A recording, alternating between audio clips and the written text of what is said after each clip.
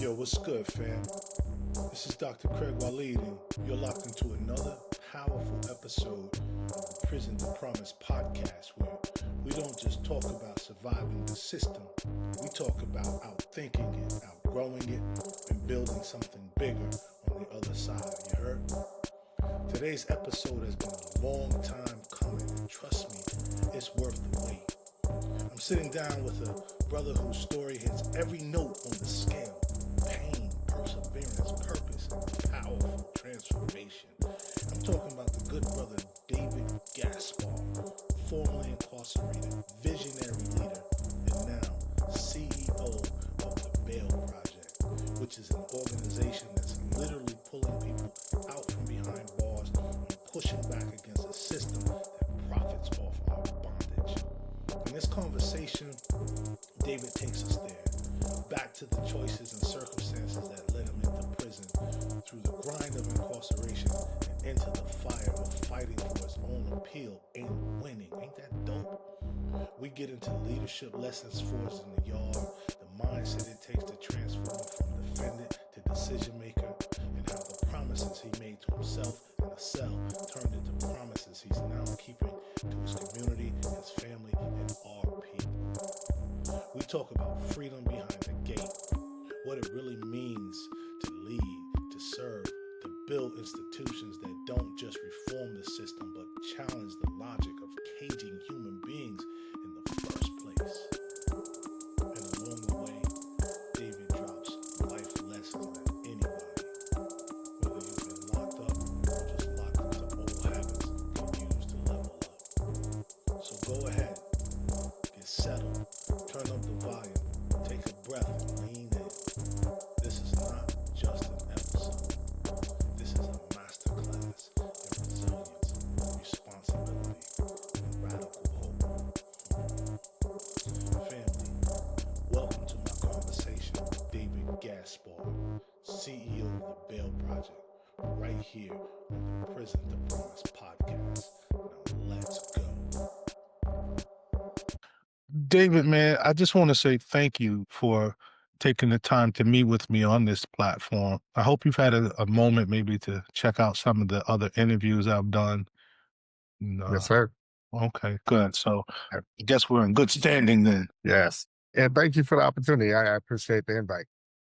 Yeah, definitely, man. Definitely. It's always a pleasure to be able to gather the stories of people who are making a difference in this field, with the whole purpose of trying to motivate other people who are coming behind us who've had similar experiences, as well as to educate maybe policymakers and other public officials when it comes to making legal decisions that can impact the lives of those of us who've been through the carceral system. Definitely. And so I guess if we could just jump right in, man, I'll ask maybe if you would introduce yourself to our listeners. Yeah, thank you. Name is David Gaspar. I'm currently the CEO of the Bail Project. We're a national nonprofit that pays the cash bail on behalf of individuals who are in a position of need. What that means is when people are incarcerated for something in their local jail, the judge assigns a bail to them that they can't afford, and we put up the cash money to help bring them home, reunite them with their families, help them retain their jobs, their housing, their cars, in many cases, their children, their families. So for us, it's about bringing people home, helping them maintain that stability that they've already worked really hard for. Just understanding that the average American can't afford their bail that's being assigned to them in our jails across America. Dope, yeah. And what comes to my mind when we think about bail is especially the affordability or the inability to afford it, is that it's more like ransom instead of bail. Absolutely. And I mean, in all truthfulness, it's an assignment of guilt. It's saying that if you can't afford your freedom, then you must be guilty, which is not how our American Constitution was written, nor is it, in line with our American values either. Right on.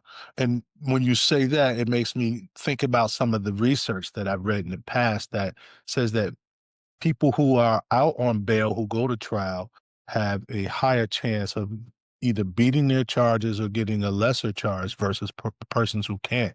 They often always are convicted. Oh, definitely. For those who remain in custody, it's always a 90+% rate of conviction.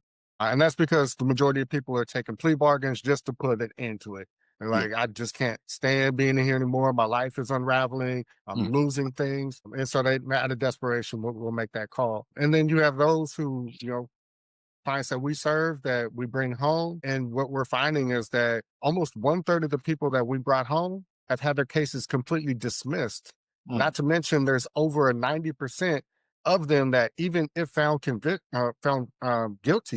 Mm. they don't have to serve another day in jail. Both of those facts just beg the question, why were they sitting in jail anyways? If they weren't going to be required to serve another day in jail, why would we have kept them in there?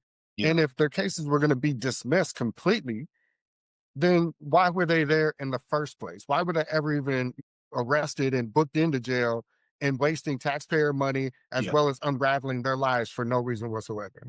Indeed. And we know that the vast majority of people who are in jails and prisons are coming from marginalized, underprivileged, under-resourced communities. And so I think that this particular demographic just kind of becomes fodder for the fire. Most Def said in one of his songs, the killing fields need blood to graze the cash cow. Mhm. So maybe it's the blood of these people that are just keeping the furnaces of this cash cow going, you know? Yeah. Yeah. To that point, you're absolutely correct. Disproportionately, Black and brown are what is filling up our jails. Yeah. But there's a reality that I think just the broader America needs to come to terms with, and that is the average American doesn't even have a savings account of $500. Mm.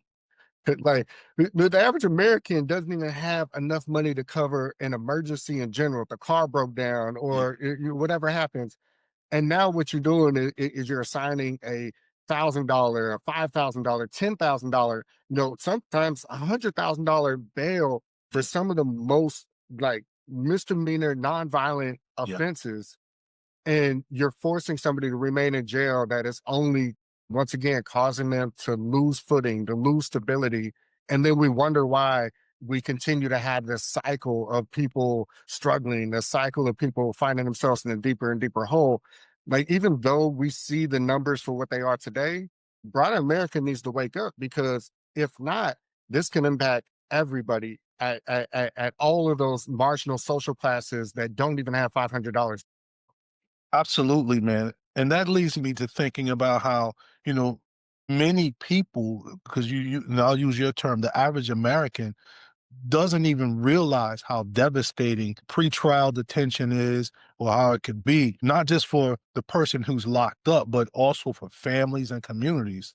And so I'm wondering, like, what stories or data stand out to you that might reveal the true human cost of cash bail? Is there any stories or any data that you can share quickly?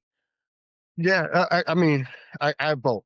But just kind of going back to the data, when I say almost a third of the clients that we've been able to post bail for have had their cases dismissed, mind you, we posted bail for over 36,000 people. So we're talking about over 10,000 people, over 10,000 families, Mm. 10,000 potential jobs, like when the magnitude, and that's just of the people that we've helped.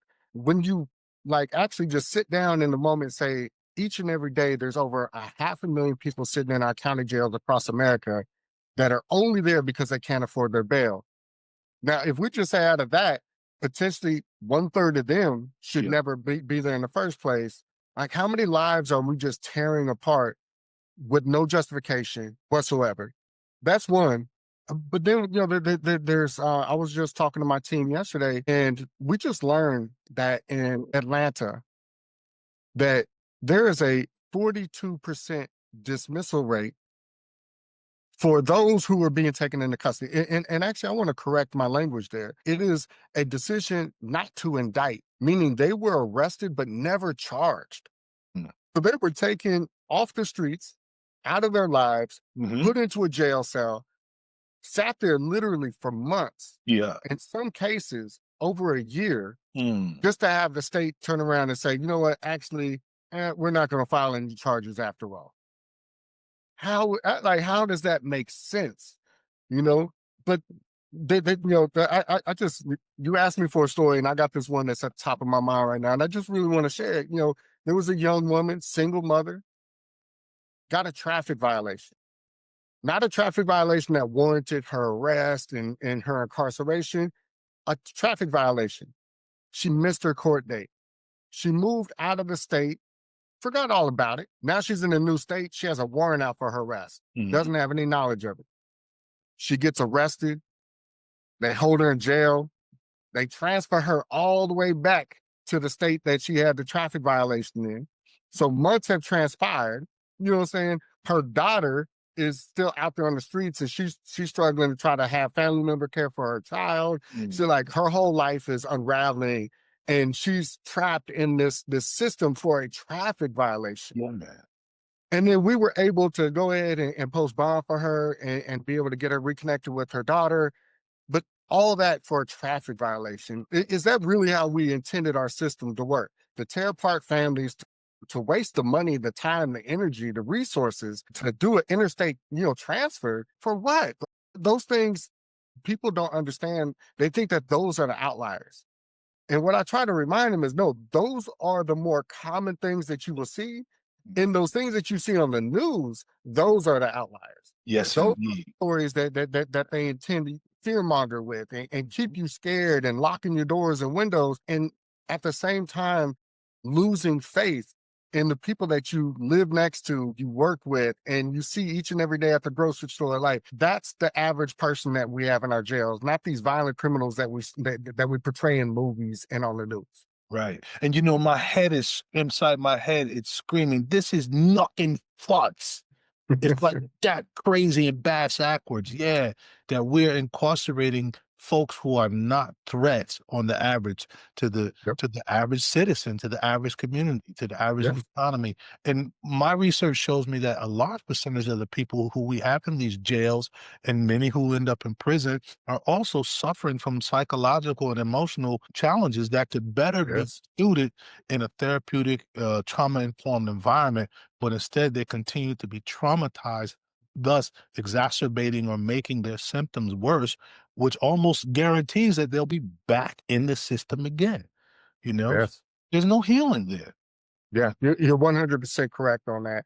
Uh, you know, from our numbers, we know that almost a third of the clients that we serve are self-identifying some type of mental health that they're going through. But I was having a conversation with some sheriffs, and there's one sheriff in particular that wrote a book called Any Place But Here. He's from Black Hawk, Iowa, and he was a sheriff there for I think close to 2 decades, or a little over 2 decades. And he was talking about the mental health crisis and how jail is never the place that you want to put somebody who's in mental crisis. Right. He said, never. He's like, you will never see them get the help, the assistance that they need. You'll never see them heal. You'll always see them return because we're putting them back out there on the streets worse than they came to us in the first place. And he also said that they're the ones who fuel this perception of this public disorder. They're the ones that people see on the streets. And they're the ones that, people see talking to themselves and walking around looking disheveled and unclean, and people clutch their purses. And it's like, they're the ones who are really kind of striking that fear, but it's not their fault. It's our fault because we're not treating them. It's our fault because we're treating their symptoms as if they're criminal, and their symptoms are not criminal. But as long as we continue to treat them like such, guess what ends up happening? They start to adopt criminalistic behavior. And it's like, let's take a different approach here. But in his book, he broke it down. It's like, look, it's not just a law and order problem. This is a government problem because they continue to shift funding away from mental health services. They continue to ignore it as a health problem. Yep. They continue to want to villainize it in order to justify building a new prison and new jail. Like, he went through the whole nine. I was like, oh, wow, this is coming from a sheriff. Mm-hmm. And I'm like, okay. And not just any sheriff, but a sheriff in a heavily Republican state. Oh, wow. So it's like, how are we not paying attention to even the voices that are dealing directly with that challenge each and every day?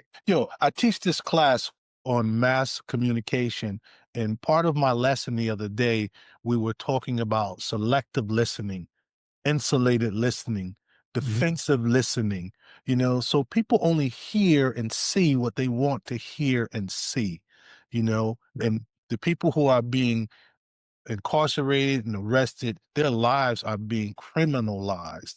They're being Mhm. criminalized for being black, for being queer, for being different. Yeah. Right. For whatever that means. And yeah, it's not fair and it's not right, but we need people like you and me and our colleagues to continue to have these conversations and to continue the good fight. I'm thinking, David, before we go further, after you introduced yourself, we just kind of jumped ahead, but one of the things I was thinking about is what have been your own personal experiences or observations to maybe first open your eyes to the injustice of the cash bail system, since we're talking about cash bail, and not only what happened that opens your eyes, but how did those moments also lead you to the work that you're doing now? Yeah, absolutely. I appreciate the question. I mean, honestly, there were several different moments in my life that kind of built upon themselves and gave me just this bigger sense of the problem there, but also the harmful impact that it's having on families and communities. So the first young boy, my stepfather used to have, a drinking challenge that he was always dealing with, and he ended up becoming arrested. And it was just this pivotal moment in our family's life. We had just moved to a new city, we're just trying to get on our feet. He had struggled to get a job and finally literally landed a job. We finally were able to move out of this living situation that we couldn't control into our own apartment. And it literally was in that first day or two that he got arrested. And I mean, we went from like this sigh of relief, like, whoo, finally got a job, finally get an apartment, finally, to now we're back in a car. He's in jail. We can't afford his bail. He was the one that was working, Y- that was going to be working. Yeah. To pull all this stuff together, we ended up losing an apartment. We ended up having to move again, and just having moments like that, throughout my childhood were just real strong eye openers. Hmm. Um, then you know, I've always known that you know, just from the circles, the communities that I was raised in, and the people that we kept close to us as friends and family members, just seeing their struggles and going to jail and coming home and trying to get back on their feet and going back to jail.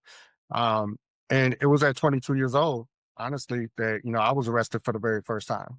Mm. And I found myself sitting in the county jail, and my bail was $200,000. And like, I didn't have a murder. I never pushed nobody down. I did, and it's not to excuse what I did. Right. So, not to excuse it, but in my mind, I was like, how did I get a $200,000 bail? Right. And then they took me down a week later and doubled it to 400,000 as if I was going to be able to pay it anyways. I'm like, I mean, at this point, you guys can just add all the zeros that you can find. Like, I'm not going home because of this, I have the ability to pay this bail. And I just like really remember sitting in jail confused. Like, is this actually a mechanism for me to go home? Is this like, what is the purpose of bail? Like, for me at that moment, it lost all value. Like, Mm. it wasn't even worth asking the question anymore because it meant entirely nothing. It's like you're wasting the money having people bring me to this courtroom just for you to tell me that you got my bail at this amount. And so, like, it just really blew my mind. And we were talking earlier about that conviction rate of those who stay in custody. And for me, that is absolutely true. And I have to be honest though, prior to that experience, you could ask me a million times and I would have gave you the same answer. Man, ain't nobody take no plea bargain if they didn't do it. Yeah. Ain't no way in hell. Like, you got to be crazy. Who's gonna do that? Mm. You better fight your case. But it's because you don't understand what it means to be ripped apart from your family, Yeah. to be sitting in that jail and to feel that pressure and to just really want it to end. Like, at some point, you don't even care how bad it ends. It's like you just want it to be over. And as a result, I took one of the worst plea deals ever that I personally heard of. I took it only to find out that constitutionally it was illegal on every facet of it. And I ended up winning my appeal and coming home after serving half of that sentence. And it's like, but why would I have to do that? Like, why is the court system set up to put a bail upon somebody that causes them to lose all hope, to sit in this place of complete desperation, only to take a plea bargain that never was legal in the first place. Like we have such trust with our judicial system. We have trust that the officers are going to tell the truth, and the police report's going to document all the facts. We have trust that the prosecuting attorney, the DA's office, is going to research that to make sure that this is in line with a law that was actually broken that holds this particular sentence. And then we trust that the judge is going to keep both of them honorable. That if the judge is going to say, wait, this does or does not make sense. This does or does not align with the law as we see it, and that they're going to uphold justice. And in my case, as in many, many other people's cases, that is entirely the furthest from the truth. Absolutely. That trust in those types of situations are like what a promise is to a fool. It's just a comfort to a fool. It's a comfort to the ignorant. And when we don't know, we're like, oh, they're going to take care of us. But when we find out, many of the times we're pissed the hell off, that this system that I trusted has bamboozled me, hoodwinked me, ran me amok, and all of this other BS. Yeah, man. That's heavy shit, man. I just had to pause for a moment to think about that. Yeah. I mean, truly, that's what lit my fire. I came home, and, just to kind of share a little bit more, I didn't, once again, I didn't have the money. Yeah. When I went to prison, I had an 8th grade education. Yeah. So I had to get my GED. I had to teach myself law. I went into a law library and learned how to write my own pro se appeal. I went to the state Supreme Court 2 times. I won both times before they would grant me my freedom. And, that right there just made me come home and be like, I don't ever want to see anybody else go through this. I don't ever want to see another family impacted the way that mine was. I don't ever want to see another community lose out on the opportunity of having somebody who really cares about them come home and do the right thing. And I'm just a firm believer that if we can do more of that better, we can get ahead of this and start preventing people from going to jail in the first place. Yeah. Yeah. Interesting, man, that you say that. I was at a gala last night, a fundraiser for women getting out of prison. And one of the people who was sitting at the table with me was asking me what motivates me to do the work that I do. And I pretty much told him the same thing that you said. I don't want to see other people go through what I've gone through. If I could help save 1 or 2 people, man, I'm doing a damn good job, because the system hurts, talking about how it cheated you basically, but at the same time, I'm sure you can identify with this, and that is the pain that's caused, the psychic pain, the emotional pain, even physiologically, it causes, our bodies to break down quicker, especially the longer we spend in these places. There's nothing good that comes out of these places for those of us that live there as well as for those of us that work there, yo. But let's go back to, if we could, man, just chopping it up real quick about the Bail Project. In my research, I learned that the Bail Project has been called like both a direct service and a system change organization. Am I right? Yeah, that is correct. So how do you, because you're the director, if I'm correct, right? Did you say you're the director? I'm the CEO, yeah. You're CEO? Okay. Yeah. But how do you balance bailing people out of jail while also working to end this system that makes bail necessary in the first place? How do you find that balance? It's a great question. And the balance, I'll definitely get a little bit more into describing what that looks like. But it really is, when you ask people, we need to change these laws, when you get behind this, everyone's like, well, what's the evidence? Show me the proof. Like, how is this broken? How is this hurting? Or how is there a better path forward? And so for us, our direct service is really addressing that immediate humanitarian crisis that we have in our jails. And that is helping to bring people home, reuniting them with their families, making sure that they're not losing those jobs and their housing, potentially their children, and so on and so forth. That is our direct service work. Once we bring those people home, we're also providing them with court reminders, which a study just came out. I just saw it yesterday, but it came out just in the last week, that showed that just a simple court reminder will reduce bench warrants by 20%. I saw something.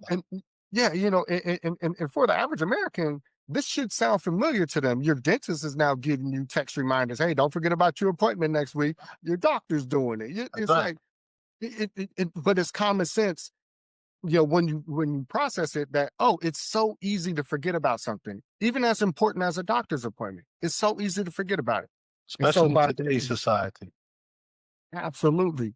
So providing those court reminders, and then we provide direct transportation assistance. So what we've also learned over the years is that out of the clients that we've been able to serve, on average, they live 9 miles away from their courthouse. And not every city has a robust transportation system like a New York or an LA, or it's like, so 9 miles with no vehicle, no bike, no childcare Yeah. feels like a world away.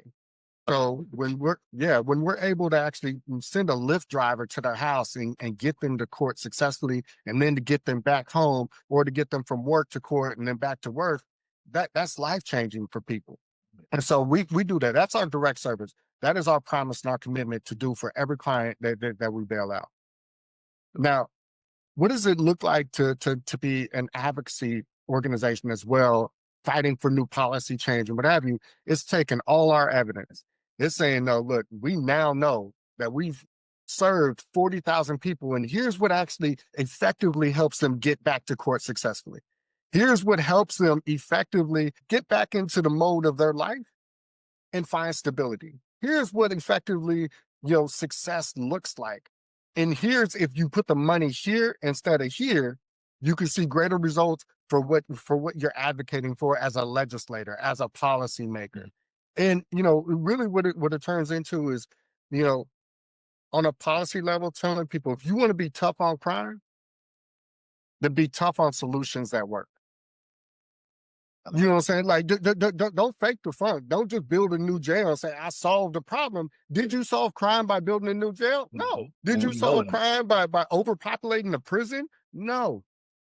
Did you solve crime by actually putting solutions and resources where they belong, in order for a person to have an opportunity to do the right thing in the first place, to have a fair chance at getting back to court?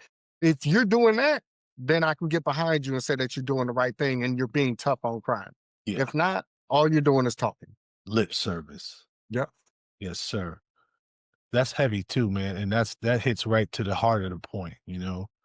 And so your agency, man, I would think it's safe to say that it's one of the country's most visible bail reform organizations. That is correct. We're actually the only national bail fund in America. Mhm. And yeah, we're here. We've been here for years.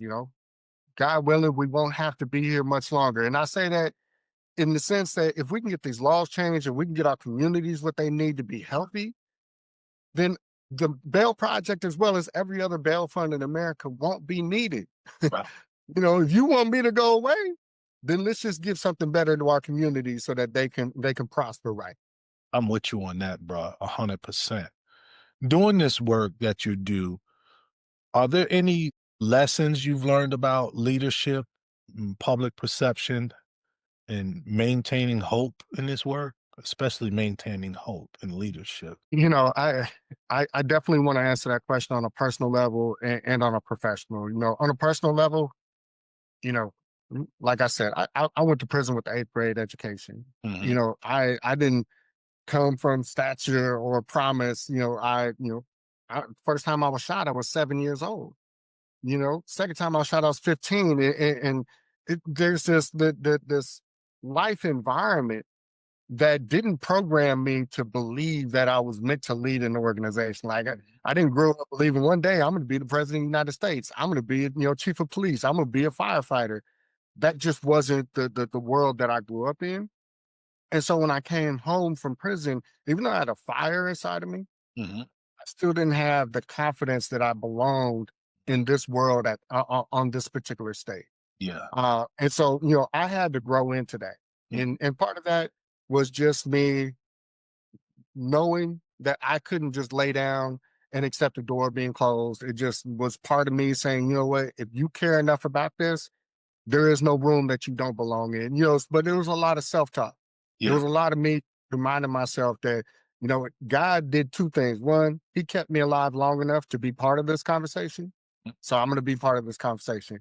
Plus, God, gave me back 11 years of my life when he let me come home from prison early, when he allowed that appeal to prove to be worthwhile and justified for that my conviction to be waived and for me to be able to come home. That for me is the reminders that I needed on a personal level to say, you know what, I belong here. Yeah. I'm here with purpose and I can't run from that. On a professional level, I was there are bubbles that people operate in. And I say bubbles on both sides, on the left side or right side, be it Democratic blue or Republican red, be it anybody in between. There are bubbles that we like to sit in for safety because we get to talk to people who share the same views and the same understandings that we have.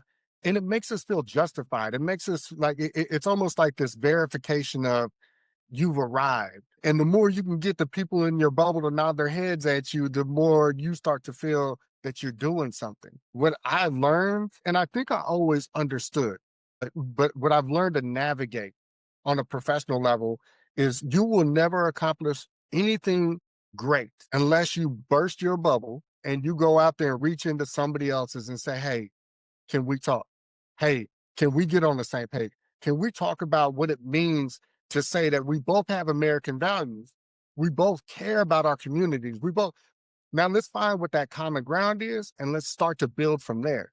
Once we have that foundation, we can start building. But if all we're going to do is take my brick and throw it at your bubble, guess what? I'm giving you away my foundation. Yeah. I'm giving you away all of my power and I'm not accomplishing anything. I'm giving you more to build your argument that what I'm doing is wrong. What I'm doing is not the right way. What I'm doing is something that we need to be pushed or it needs to be pushed back against. And for me on a professional level, we have to break that. I know our politics right now in America feel like they've all fallen to crap, but the truth is, deep down in all of our hearts, we would not want to see any harm come to our family or those that we care love. All of us. You're absolutely right about that. And we just need to find what that common ground is and start building from there. Yeah, man. Yeah, man. That's a mouthful, and it's all the way truth, 1,000% truth. As we're coming up on our end, man, I got like two last things I'd like to explore with you. And one is, what's your promise, man, to yourself, to the movement, as well as to the people who are still waiting behind bars? What's your promise to them and yourself for what's to come next, Yeah. ultimately? I would say my promise is twofold. My very first promise, and this has been my promise since I went to prison. I'm never going to live a day of my life without educating myself. I can't bring goodness into the world if I feel like I'm enough. Like I always got to feel like, man, I got to go out there. I got to learn something new. I got to understand something better. I got to be willing to have that conversation that's going to make me uncomfortable so I can see the different perspective. I got to be able to see the whole world as it exists in reality and not in my mind. And education for me isn't just about the textbook, go to college or university, but read the book that you would have never read before. Watch the program that you would have never watched before. Listen to the talk that you would have never listened to before. Give yourself a perspective that breaks your bubble, Mm. that allows you to be bigger and better than what you're trying to contain yourself with. That's my first promise that I've held for decades now at this point. My second promise is to never give up. And I say that in this broader sense of I'm not trying to win anything. I'm not trying to win a trophy. I'm not trying to go out there and win stature. I'm not trying to win the lottery. Like I am here fighting for the next person to be able to have the footing to fight for themselves. I am here not to be a page in somebody's book, but I want to be less than a footnote. Yeah, man. And when you fight for that, what ends up happening is you start to see the people around you grow in strength. Yeah. You start to see the voices around you grow louder. Yeah. And that's when you know the movement will live far beyond your lifetime. And that's the movement that I want to see. That's the commitment that I have is I'm going to continue to fight for everybody else around me to be able to fight for themselves and for each other. Yeah, yeah, yeah.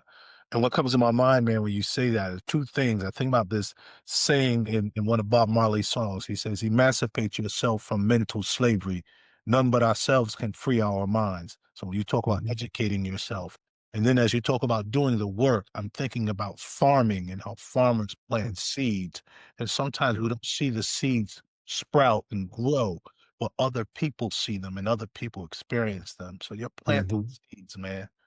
That's cool. Go right ahead, man. Oh, no, no. Okay. So the last thing I want to say in closing, man, is that if there was a message that you could give to yourself as a younger person or to someone who's coming out of jail or trying to get out of jail, what would that message be that you would pass forward? You know, I shared this analogy with my son when he was about to turn 13 years old. And I told him, I said, life is about building. And so I brought in some of his Legos and I was like, okay, let's start building a castle. Yeah. And he started putting it together and I knocked it down. It's like, what are you doing? And I was like, no, keep building, keep building. So he started building again. I knocked it down again and he got frustrated. He's like, why do you keep knocking this down? And I said, because that's what we do when we just continuously make decisions that don't preserve what we've already built. Mm. So if I could go back in time, I would say, younger David, as you start to build, don't throw it away. Preserve it, take care of it, continue to build upon it, continue to add that next Lego piece to it, continue to build a tower, continue to build the ballroom, continue to build, because so many times in life, I've seen people come home from jail and they're just wanting to just wipe everything clear. And I'm like, hold on, you got people in your life right now that love you. You got people right now in your life that really want to see you succeed. And even though those clothes that you went to jail with might not be the ones you want to wear today, at least they're the ones that are keeping you warm. They're the ones that are allowing you to take that next step towards getting that job, towards getting that, your next outfit. Like, take whatever you have, no matter how it may or may not appeal to you, and build with it.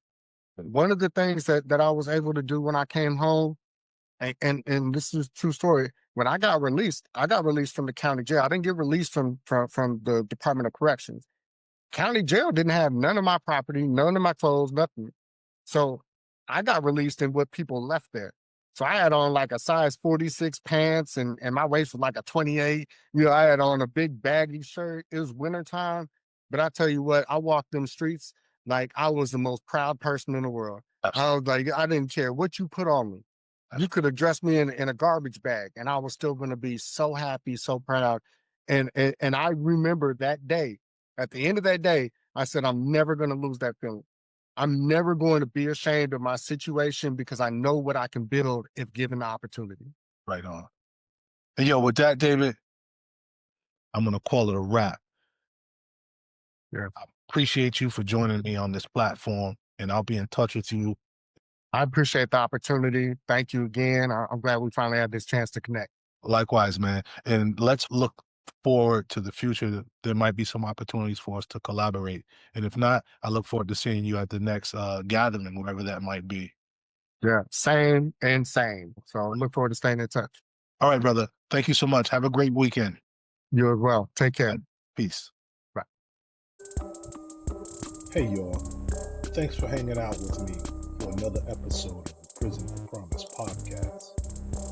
If you or someone you know would like to share their Prison to Promise story on this platform, please hit me up at drcraigwaleed@gmail.com. I'll spell it for you. That's DrCraigWaleed@gmail.com. Don't forget to like, subscribe, and share. Peace.